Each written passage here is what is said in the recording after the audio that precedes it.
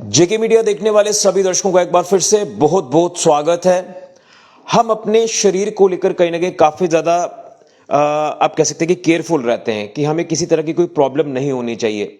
और हमारे शरीर के ऐसे हिस्से हैं जो सेंसिटिव पार्ट्स होते हैं और कहीं ना कहीं इन सेंसिटिव पार्ट्स को लेकर हम कई बार चीजें लाइटली ले लेते हैं। मैं बात कर रहा हूं ईएनटी को लेकर, यानी ईयर नोज थ्रोट। अक्सर लोगों को इस तरह से डिसऑर्डर्स जो वो ईएनटी से रिलेटेड हो जाते हैं और आप इन चीज़ों को कई बार लाइटली लेते हैं। इसी के ऊपर आज हम बात करेंगे।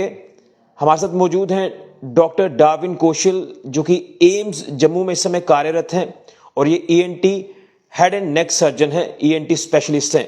इनसे हम जानने की कोशिश करेंगे कि अगर नाक, कान या गले को लेकर आपको डिसऑर्डर्स रहते हैं तो आप उसको लाइटली ना लें, बल्कि फौरन डॉक्टर से कंसल्टेशन लें। तो मैं आपको बता दूं कि एम्स जम्मू में आने का मेरा एक मकसद ये भी था कि ईएनटी विभाग जो है एम्स का, उन्होंने एक बहुत बड़ा माइलस्टोन अचीव किया है। और माइलस्टोन ये है कि 1000 ईएनटी इंडोस्कोपीज यहां पर की गई हैं बड़े शॉर्ट टर्म में। हालांकि एम्स जम्मू को अभी फंक्शनल हुए ज्यादा वक्त नहीं हुआ है, लेकिन आप ये कह सकते हैं कि अभी काफी आने वाले दिनों में और माइलस्टोन्स अचीव होंगे। धीरे धीरे धीरे यहां पर हर विभाग जो है वो अपने पेशेंट की केयर करता नजर आ रहा है। हालांकि जब पूरा सेटअप हो जाएगा तो फिर यहां से पेशेंट जो वो रेफर भी नहीं होंगे, यहीं पर इलाज जो है वो पेशेंट्स को मिलेगा। तो डॉक्टर डार्विन कौशल है, इनसे जानने की कोशिश करते हैं। सर, आपका बहुत बहुत धन्यवाद, आपने वक्त दिया अपना, और हम इस इंपॉर्टेंट टॉपिक के ऊपर बात कर रहे हैं क्योंकि कहीं ना कहीं ईएनटी को लेकर लोग काफी चीजें लाइटली लेते हैं। कान में दर्द है तो एक टेबलेट ले लेंगे, नाक में दर्द है तो ड्रॉप्स ले लेंगे, या गले की इन्फेक्शन है तो कोई एंटीबायोटिक ले लेंगे। इन तमाम चीज़ों को लेकर किस तरह से आप गाइड करेंगे लोगों को, और जो आपने माइलस्टोन अचीव किया इसके बारे में भी जानना चाहूँगा सर। सबसे पहले तो मैं अपने सारे दर्शकों का हार्दिक अभिनंदन करना चाहूँगा, और मैं इनफैक्ट मैं बोलना चाहूँगा कि मैं ये बताना चाहूँगा कि ये 1000 एंडोस्कोपीज एम्स जम्मू ईएनटी डिपार्टमेंट की एक छोटी व सफल शुरुआत है। और अगर हम इन 1000 एंडोस्कोपीज की बात करें तो इसमें कुछ डायग्नोस्टिक एंडोस्कोपीज हैं और कुछ थेराप्यूटिक एंडोस्कोपीज।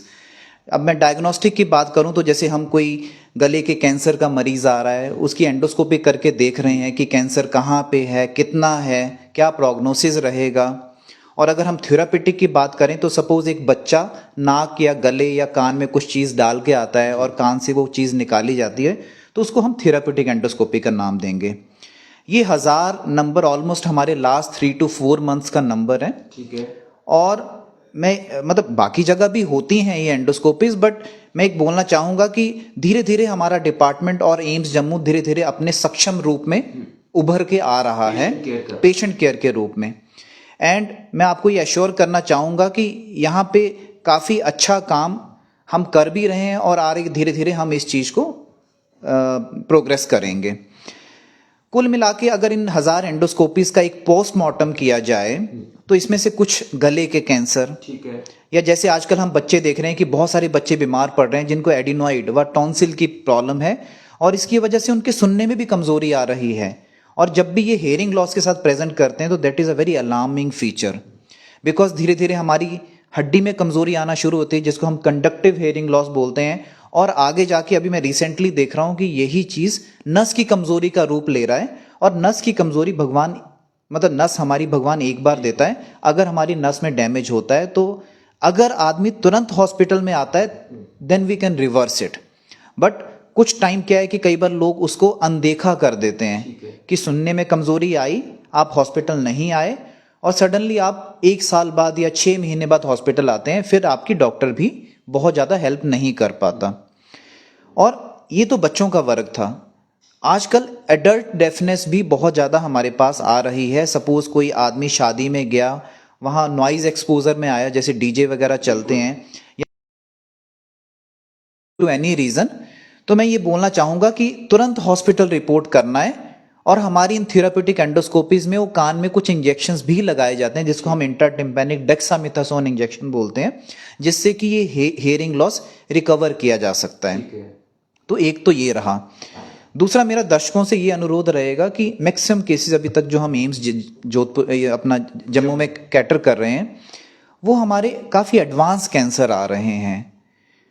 मैं ये नहीं बोलूँगा कि कैंसर 3 और 4 स्टेज इलाज लायक नहीं है, अलग अलग मतलब हमारी टेरिटरीज रहती हैं, बट जितना जल्दी आप प्रेजेंट करोगे उतना ही अच्छा प्रोग्नोसिस होगा और कैंसर का इलाज है। ऐसा नहीं है कि कैंसर ना इलाज है, ठीक है। जैसे आदमी एकदम से डीमोटिवेट हो जाता है, so that is absolutely wrong. तो दूसरा हमारा जो था वो कैंसर का है। तीसरा मैं देख रहा हूँ कि जम्मू वाले एरिया में नाक कान मतलब नाक की एलर्जी बड़ी कॉमन है, एलर्जिक डिसऑर्डर्स। और जब इन एलर्जिक डिसऑर्डर्स का इलाज नहीं किया जाता तो धीरे धीरे ये पॉलिप्स का रूप ले लेता है और ये पॉलिप्स धीरे धीरे कई बार दिमाग तक भी जा सकते हैं या आंखों की रोशनी को भी कम कर सकते हैं। तो अगर कोई ऐसा आपको डिसऑर्डर लगता है या सपोज आपके नाक से खून आता है या आपको बहुत ज़्यादा छींकें आती हैं या नाक बंद रहता है या आपको लगता है कि आपको कोई फेशियल डिफॉर्मिटी हो रही है कि एक आंख बाहर आना शुरू हो गई है, जिसको हम टेक्निकल वर्ड्स में प्रोप्टोसिस का नाम लेते हैं, तो इमीडिएटली हॉस्पिटल आएँ, अपनी एक रूटीन 5 मिनट के लिए एंडोस्कोपी कराएं। अगर हमें लगता है तो हम सीटी स्कैन भी करा सकते हैं, but most of these disorders are treatable. तो ये मैं बोलना चाहूँगा। तो जैसे मैंने बताया कि हमारे कान का डेफनेस वाला हो गया या हमारे नाक का डिसऑर्डर्स हो गए या गले में कैंसर की शिकायत हो गई, तो ये बड़े इंपॉर्टेंट डिसऑर्डर्स हैं। बिल्कुल। डॉक्टर साहब, आपने तीनों का अपडेट किया, तो यहाँ पर मैं ज़्यादा केसेस किसके रिलेटेड आते हैं? नोज डिसऑर्डर के हैं या थ्रोट डिसऑर्डर के हैं या फिर ईयर डिसऑर्डर के हैं? इसमें किस नंबर पर ज़्यादा पेशेंट आपके पास आए हैं और क्या सिचुएशन आप कह सकते हैं कि किस तरह से सिचुएशन को बयां कर सकते हैं? क्या वो क्यूरेबल हैं या आगे स्टेज पर चले गए हैं इस तरह के पेशेंट? क्या कहेंगे? देखिए, जैसे कि हमारा डिपार्टमेंट भी है ENT, ईयर नोज थ्रोट। तो जनरली होता है क्या है कि आदमी का कोई एक सिस्टम से शुरुआत होती है। सपोज नाक खराब हुआ, धीरे धीरे नाक और कान की जो ट्यूब, हाँ मतलब बोलने का मतलब है कि एक सिस्टम से शुरुआत होगी और धीरे धीरे बाकी सिस्टम भी इन्वॉल्व होना शुरू हो जाएंगे। तो कुल मिला के मतलब हमारी ऐसी पैथोलॉजी है कि अगर आप वैसे बोलें आइसोलेटेड, तो हमारे पास कान के काफ़ी मरीज आते हैं जो कान की बीमारी, जैसे कान से रेशा आना, कान में सुनने में कमी, कान में सीटी की आवाज़ बनना, है ना, जैसे नस की कमजोरी की वजह से या due to some other reason. तो कान के काफ़ी डिसऑर्डर्स हैं, फॉलोड बाय नोज और फिर गले की जो डिसऑर्डर्स हैं, जैसे गले में कुछ फंस रहा है या किसी को गैस ज़्यादा बनती है या फिर कोई टॉन्सिलाइटिस की प्रॉब्लम्स आ रही हैं, जैसे आजकल हम लोग जंक फूड बड़ा खाते हैं, है ना। तो उन चीज़ों का कहीं ना कहीं जो ये चाय कॉफ़ी मसालेदार चीज़ें, जंक फूड, इसका सेवन कहीं ना कहीं तो देखिए हमारे गले की बीमारियों को इफेक्ट करता है। एक चीज़ और जानूंगा, हम अक्सर देखते हैं, देसी भाषा में कहते हैं कि पानी पड़ जाए कान में तो दूसरे तरफ से डालेंगे तो लेवल हो जाता है, निकल जाता है पानी। क्या आपको इस तरह के टोटके जो वो करने चाहिए या फिर पर्टिकुलर इस पे डॉक्टर की सलाह लेनी चाहिए, डॉक्टर से कंसल्ट करना चाहिए? देखिए, ENT जो फील्ड है इसमें दिस इज हिडन, मतलब आप देख नहीं पाते अंदर कान के अंदर क्या चल रहा है। तो ऐसी मिथ्याओं से दूर रहें। और सबसे इम्पॉर्टेंट है कि मैं कई बार देखता हूँ कि पेशेंट अपना कोई देसी इलाज करके आ रहा है, कान का पर्दा फाड़ के हमारे पास आ रहा है। So this is my request कि आप किसी एक्सपीरियंस डॉक्टर को दिखाएं और उसकी डिग्रीज भी असेस करिए। क्योंकि डॉक्टर जो है, this is very ill defined term. तो तब मतलब अपने कान का ध्यान रखिए, क्योंकि कान की बीमारियां मैं बोलना चाहूँगा बड़ी लोकल लैंग्वेज में कि बड़ी चिपकू बीमारियां हैं। एक बार अगर आप कान या किसी ENT डिसऑर्डर्स के मरीज बन जाते हैं तो फिर थोड़ा ठीक होना मुश्किल हो जाता है, ध्यान रखना पड़ेगा हमें। अभी मैं देख रहा था, एक पेशेंट आपके पास आए थे, मैं वो नहीं कहूँगा कि वो कहाँ पर किस फील्ड में काम करते हैं, लेकिन वो कह रहे थे कि जो ये डिसऑर्डर हुआ है मेरे को, हेयरिंग कैपेसिटी जो धीरे धीरे खत्म हो रही है, चक्कर आते हैं उनको, क्या वजह क्या हो सकती है? जैसे डीजे एक हो सकता है कारण कि उसके पास बड़ी आवाज़ में आप जो वो गाना सुन रहे हैं, इस तरह की चीज़ें आपके कान को इफेक्ट कर रही है, लेकिन इसके पीछे की क्या वजहों को लेकर जानना चाहूँगा, क्या वजह है? आपने बड़ा अच्छा क्वेश्चन पूछा, क्योंकि रिसेंटली हमारे पास चक्कर के बहुत ज़्यादा मरीज आ रहे हैं और कुल मिला के इसमें आप बोल सकते हैं कि कई बार नस की कमज़ोरी से भी चक्कर आ सकता है, जैसे कान की जो नस की कमज़ोरी आती है, या फिर कुछ एक ऐसे डिसऑर्डर्स हैं, जैसे टेक्निकल वर्ड्स में मैं बोलूँगा कि BPPV, बेनाइल पैरोक्सिमल पोजिशनल वर्टाइगो। मतलब अगर मैं एक मॉडल की ही हेल्प लूँ तो अगर हम जैसे ऐसा कुछ मॉडल देखेंगे तो जनता को ये बताना चाहूँगा कि कुछ हमारी ऐसे सेमी सर्कुलर कैनाल्स रहती हैं जिससे कान की पथरी, या जिसको हम ऑटोलिथ्स बोलते हैं, वो अपना नॉर्मल जगह से हिल के दूसरी जगह पे जाके हमारी मतलब सेंसरी ऑर्गन को स्टिमुलेट करता है। तो एक तो ये चीज़ है। दूसरा मीनियस डिसीज़ भी रहती है, मतलब हमारे दर्शक जो जिनको चक्कर आते होंगे उन्होंने ये टर्म सुने भी होंगे। और दिस इज़ वेरी डेबिलिटेटिंग, क्योंकि जब चक्कर आता है आप कुछ कर नहीं पाते, और बड़े सारे लोग हमारे पास कुछ ना कुछ दवाई खा के आते हैं जिससे हमें एग्जैक्टली उस बीमारी का पता भी नहीं चलता है। तो कोई भी ऐसे पेशेंट आए तो मतलब ईएनटी में दिखाएं और अपना एग्जैक्ट डायग्नोसिस बनाएं, ना कि वो कुछ नशे की दवाइयां या कुछ ऐसी ऐसी चीज़ें खाते रहें और डीमोटिवेट होते रहें। मेरा सवाल भी यही था कि कान, नाक और गले से जुड़ी जितनी भी समस्या हैं वो सारी क्यूरेबल हैं, बिल्कुल क्योरेबल है ना? तो अपनी मर्जी से दवाइयाँ नहीं खानी है। क्या कुछ आपका मैसेज जो वो लोगों को रहेगा, अगर वो लोग भी देख पा रहे जिनको इस तरह की कोई छोटी छोटी प्रॉब्लम्स है, वो आगे प्रॉब्लम्स बढ़ ना जाए तो फौरन जो वो डॉक्टर से कंसल्ट किया जाए, इसको लेकर क्या जानकारी है पब्लिक डोमेन में जाना? देखिए, मेरा ये मैसेज है कि भारतीय सरकार ने हमारी इतनी सक्षम एडमिनिस्ट्रेशन और मतलब एक अच्छा डिपार्टमेंट हमारा ईएनटी का है, तो उसका कृपया करके आप फ़ायदा उठाइए। And we can deal with any pathology. कोई भी आपको बीमारी लगती है हमारे पास उसका इलाज है, बट आपको दिखाना पड़ेगा और टाइमली दिखाना पड़ेगा। वो बड़ा इंपॉर्टेंट टर्म्स है। मतलब अगर आप बहुत एडवांस स्टेज में हमारे पास आते हैं तो कई बार वो बीमारी इनक्योरेबल हो जाती है। तो एंड वी आर क्वाइट, मतलब मैं बोलूँगा कि सक्षम है इस चीज़ को ठीक करने के लिए, तो आप ईएनटी कंसल्टेशन ले सकते हैं। बिल्कुल। तो एम्स को लेकर के आपका मैसेज रहेगा, क्योंकि हम देख रहे हैं कि यहाँ पर जो पेशेंट्स का जो फुटफॉल है वो एक ट्रस्ट जो है वो लगातार एम्स में बन रहा है। तो आने वाले दिनों में यहाँ पर डिपार्टमेंट और पूरी तरह से सक्षम हो जाएंगे कैटर करने के लिए पेशेंट्स को। तो क्या कुछ मैसेज जो वो देना चाहते हैं कि जिसको कोई प्रॉब्लम है वो घबराए ना, वो यहाँ पर आकर डॉक्टर से संपर्क करें, कंसल्ट करें? बिल्कुल।